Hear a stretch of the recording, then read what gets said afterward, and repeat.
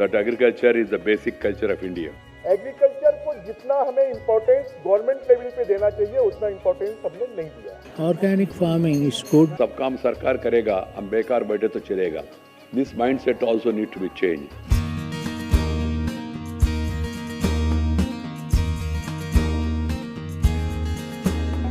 कृषि हमारे देश की आत्मा है, संस्कृति है, पहचान है और किसान देश की आर्थिक शक्ति की रीढ़ है। इस क्षेत्र में अनंत संभावनाएं हैं, लेकिन साथ में ढेरों चुनौतियां भी हैं।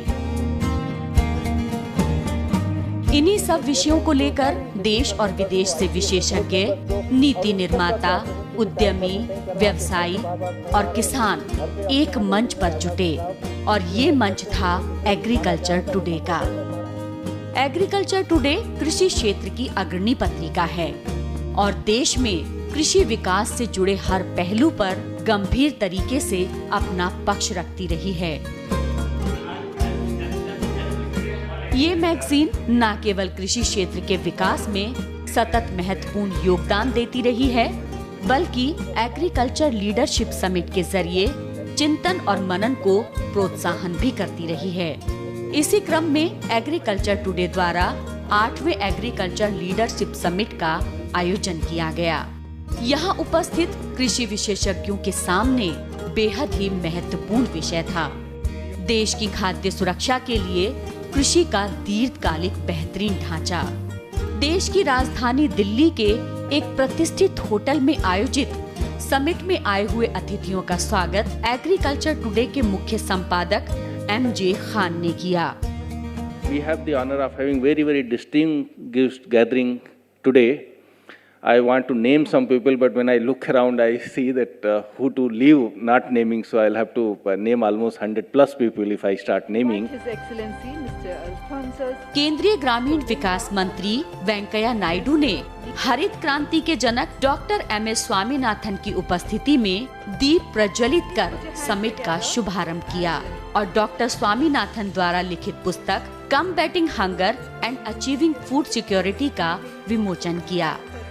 केंद्रीय ग्रामीण मंत्री ने मंच के माध्यम से कृषि क्षेत्र के लोगों से सवाल किया कि क्यों कृषि समस्याओं को हम उस गंभीरता से नहीं लेते, जैसे कि अन्य विषयों पर हम सवाल उठाते रहे हैं। इसके लिए कोई एक क्षेत्र जिम्मेदार नहीं है, लेकिन पहल हम सभी को करनी होगी। We have also neglected agriculture also. It's quite unfortunate that the entire people who influence the public opinion or take the policy decisions, Parliament, Planning Commission earlier, political parties, press, all these people have not given adequate focus on the issue of agriculture all these years. This is my complaint. Venkaiah Naidu ने अपने बचपन के दिनों को याद किया, जब खेती बाड़ी केवल जीविका का साधन नहीं थी, बल्कि हमारी संस्कृति का आधार हुआ करती थी। जब लोग कृषि उत्पाद को आपस में बांटा करते थे, एक दूसरे से जुड़ाव के केंद्र में कृषि थी। समय के साथ धूमिल हो चुकी इस परंपरा को आज फिर से जीवंत करने की जरूरत है। During my childhood days, every house in the village used to grow all the needed vegetables in whatever little spaces available, and the surplus for domestic consumption shared with the needy and the neighbors. That's the culture. The culture has unfortunately vanished and need to be revived. कृषि विकास के लिए सरकार की प्राथमिकताएं तय हैं। जरूरत है उन महत्वपूर्ण बिंदुओं पर काम करने की, जिससे कृषि उत्पादन को रफ्तार मिले और खेती लाभकारी हो। कृषि में लंबे समय तक स्थायी तौर पर विकास के लिए ग्रामीण विकास मंत्री ने 5 सूत्रों का जिक्र किया। Number 1, irrigation. Number 2, infrastructure. Infrastructure includes rural road. Infrastructure includes rural godown. Infrastructure includes cold storage chains. Infrastructure includes facilities for food processing. Then the third I is interest rates, is another important aspect. At the present rate of interest, you cannot sustain agriculture because the poor farmers, they are to depend mostly, 45% of the people are getting only credit through institutional means. Others are getting credit from private sector. So that's why this government have decided to see that 8,50,000 crores are provided by the banks for the rural credit. But that is not sufficient. I am aware of it. But at the same time, jitna aata utna roti. Whatever is the financial position, depending on that, only will be able to cater to the needs of the rural credit. Some of the states have done well by reducing the interest rate to even 2%, 1% also. I would like to see at the national level also this becomes reality one day, that agriculture. I always argue with my finance minister, my colleague Arun Jaitley, but he tells me, Venkaiah ji, once the economy improves, you can think of reducing interest rates further. This time, you have seen the Pradhan Mantri Krishi Sinchai Yojana. The finance minister was kind enough to provide 50,000 crores for the coming 5 years. It's a major step taken in the direction. This also is not sufficient. I'm aware of it. But at the same time, some good beginning has been made. And the fifth I is the insurance. Because Indian farmers are put to the vagaries of monsoon, mercy of the vagaries of monsoon. You have drought, you have flood, you have cyclone, you have tsunamis, you have natural calamities, you have pest menace, and then you have also the restrictions on the food grain movement in certain states. The government do not believe in having any restrictions. Government will be, in the coming days, will be focusing more on rural infrastructure, roads, assured power, irrigation, more money for irrigation, and also rural godowns, cold storage facilities, and also income insurance, adequate affordable credit for the rural agriculture. These are the priorities of the government, and we'll be looking forward for meaningful suggestions that will emerge out of this conference. Summit में शामिल हुए bureaucrats, उत्पादक और cooperative क्षेत्र के leaders ने अपने सुझाव दिए, जिससे कृषि क्षेत्र के उत्पादन को न केवल बढ़ाया जा सके, बल्कि उनके संरक्षण और पोषण पर पूरा ध्यान रखा जाए। ब्रेक के बाद देखेंगे कि समिट में आए राज्य के प्रतिनिधियों ने कृषि क्षेत्र की चुनौतियों से निपटने के लिए क्या उपाय सुझाए।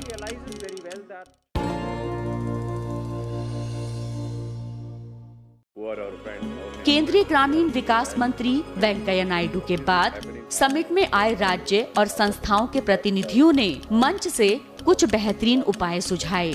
हरित क्रांति के जनक डॉक्टर एम.एस. स्वामीनाथन ने वक्त के साथ कृषि में बदलाव को प्राथमिकता दी और कृषि क्षेत्र में नवीनतम उपायों को अपनाने की सलाह दी। Sea water farming is going to become very important in the coming years because 97% of the world's water is sea water, and we have to learn, and we have our own lessons from Kerala and so on, how we can use the sea water more profitably.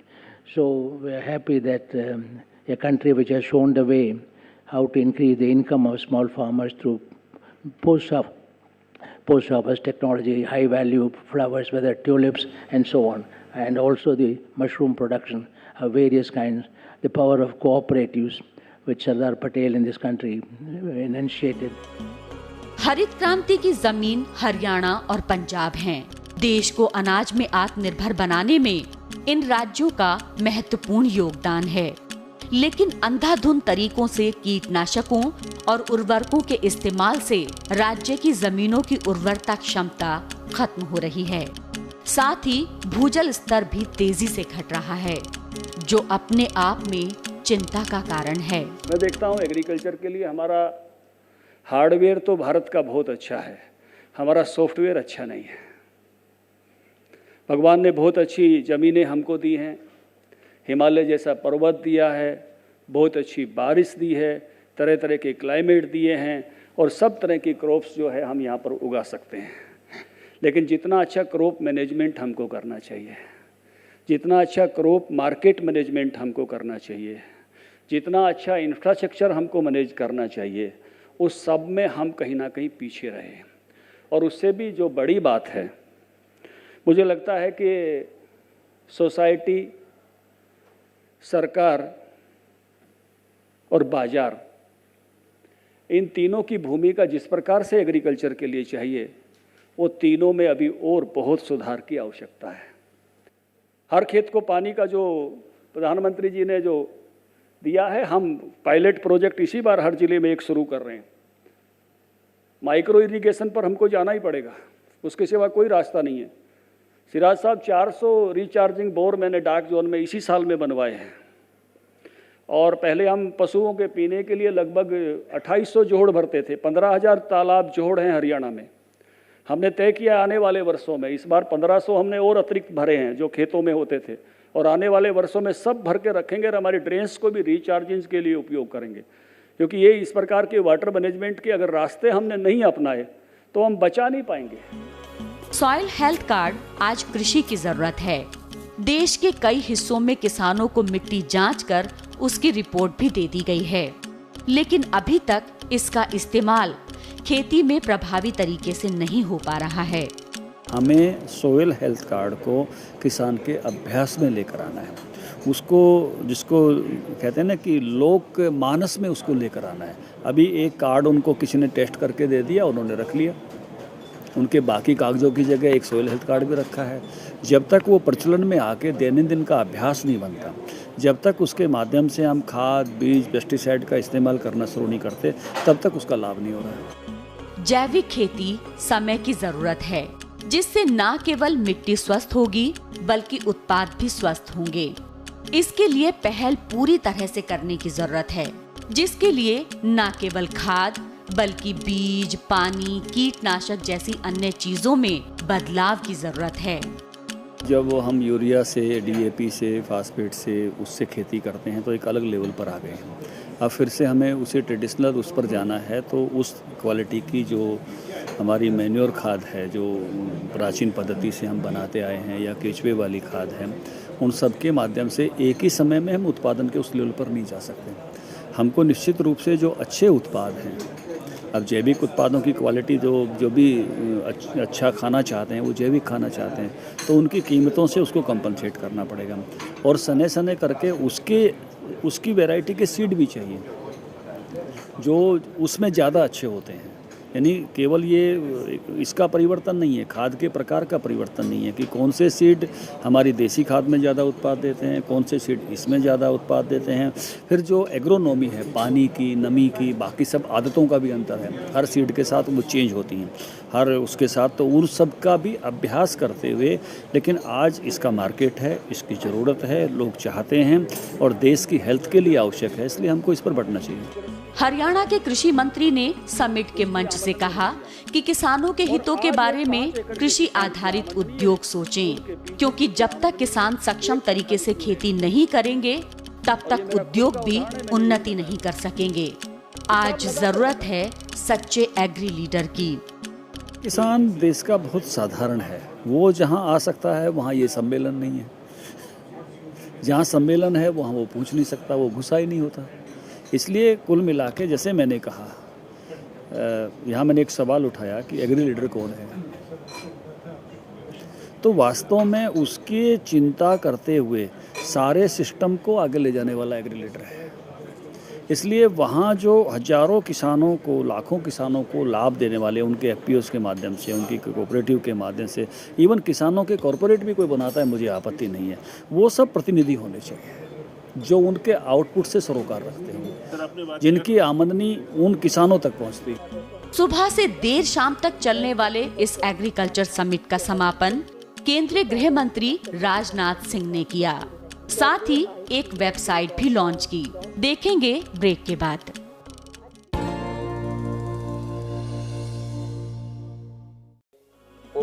इस summit में देश के हर हिस्से से आए प्रतिनिधियों ने अपनी बात रखी और कृषि तकनीक, व्यापार, मौसम परिवर्तन, पशुपालन, मछली पालन में बेहतरीन अवसरों से रूबरू कराया। साथ ही कृषि उत्पादों के लिए विश्व बाजार में संभावनाओं सहित ग्रामीण विकास की जरूरतों को रेखांकित किया। छत्तीसगढ़ के कृषि मंत्री ने अपने राज्य में कृषि से जुड़ी जमीनी हकीकत बयां की। हम सब मिलकर अगर इस बात का निर्णय कर कि एग्रीकल्चर और एलाइड फील्ड के डेवलपमेंट के लिए एक सामूहिक प्रयास और सबसे ज्यादा एम्प्लॉयमेंट अगर उसमें है, तो उसकी दृष्टि से हमको काम करना चाहिए और एग्रीकल्चर स्किल डेवलपमेंट के लिए काम करना चाहिए। हमने इस दिशा में छत्तीसगढ़ में, जैसा हमारे पास में एग्रीकल्चर भी है, एनिमल हस्बेंड्री भी है, फिशरीज भी है, और जितने भी एग्रीकल्चर एलाइड डिपार्टमेंट है वो सब एक जगह पर हैं। परंतु कोऑपरेटिव और फूड डिपार्टमेंट अलग अलग होने के कारण ये प्रॉब्लम क्रिएट होता है मुझे लगता है कि फार्मर्स के जितने भी प्रॉब्लम्स और जितने भी डिपार्टमेंट्स हैं, क्योंकि जब तक हम एग्रीकल्चर और उसके एलाइड जितने डिपार्टमेंट हैं सबको एक साथ फार्मर उससे नहीं जुड़ेगा, तब तक फार्मर्स की इकोनॉमिक स्थिति को हम अच्छा नहीं बना सकते। आज देश की जरूरत है कि जय जवान और जय किसान के साथ साथ जय विज्ञान को जोड़ा जाए, जिससे नवीनतम तकनीक का प्रयोग कृषि विकास के लिए किया जा सके। पंजाब व हरियाणा के राज्यपाल के.एस. सोलंकी ने कृषि उत्पाद को लंबे समय तक संरक्षित करने के लिए प्रोसेसिंग का सुझाव दिया, जिससे कृषि उत्पाद को खराब होने से बचाया जा सके। आज जवान, किसान और विज्ञान, ये तीनों के तीनों ऐसे मापदंड हैं, ऐसे पैरामीटर हैं जिसके आधार पर ही भारतवर्ष 21वीं शताब्दी में जगत सिरमौर बन सकता है। पूरा का पूरा देश दूध और दाल के अंदर ये नंबर 1 पर है, वेजिटेबल्स के अंदर ये नंबर 2 पर है, और कृषि उत्पादन की दृष्टि से पूरे विश्व में भारतवर्ष नंबर 3 पर है। ये बस एक बात में हम लोग जरूर पिछड़ रहे हैं, जिसकी तरफ सबका ध्यान में आकर्षित करना चाहूँगा कि फूड प्रोसेसिंग के अंदर विश्व के अन्य देश 40% पर गए हैं, लेकिन भारतवर्ष अभी सिर्फ 2% पर है, और इसलिए फूड प्रोसेसिंग को बढ़ाने की जरूरत है। 8वें एग्रीकल्चर लीडरशिप समिट 2015 के मुख्य अतिथि गृह मंत्री राजनाथ सिंह के द्वारा कृषि क्षेत्र में उपलब्धि प्राप्त संस्थानों और व्यक्तियों को पुरस्कृत किया गया। The website is www.icfa.org.in। साथ ही गृह मंत्री ने एक वेबसाइट www.icfa का शुभारंभ किया। वेबसाइट के जरिए देश के कृषि क्षेत्र को व्यापक फायदा मिलेगा। भविष्य में इस वेबसाइट के जरिए देश के हर हिस्से को जोड़ने का प्रयास किया जाएगा, जिससे किसानों से लेकर व्यवसाय तक सभी को लाभ मिल सके। जब ग्लोबल इकोनॉमिक रिसेशन का दौर चल रहा था, तो उस समय भारत दुनिया की अन्य देशों की अपेक्षा जो कम प्रभावित हुआ था, उसमें अन्य कारणों के साथ साथ एक सबसे बड़ा कारण यह था, एक रूरल डिमांड यह भारत की थी, जिसके कारण भारत बहुत अधिक ग्लोबल इकोनॉमिक रिसेशन से प्रभावित नहीं हो पाया था। बहुत बड़ा कारण था। यह कभी कभी यह भी चिंता व्यक्त की जाती है कि यह एग्रीकल्चर प्रॉफिटेबल प्रोफेशन बन पाएगा कि नहीं बन पाएगा, और हमारे जैसे व्यक्ति को भी कभी कभी चिंता होती है। तर्क बहुत सारे हैं कि जीडीपी में कितना कंट्रीब्यूशन है, क्या है, पहले क्या था, अब क्या है, ये सब डिटेल में नहीं जाऊंगा।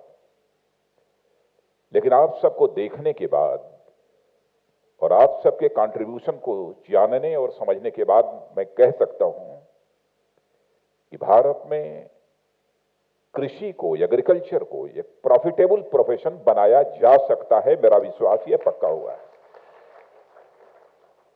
और आज जिस Indian council of food and agriculture, इस ऑर्गेनाइजेशन की लॉन्चिंग हुई है,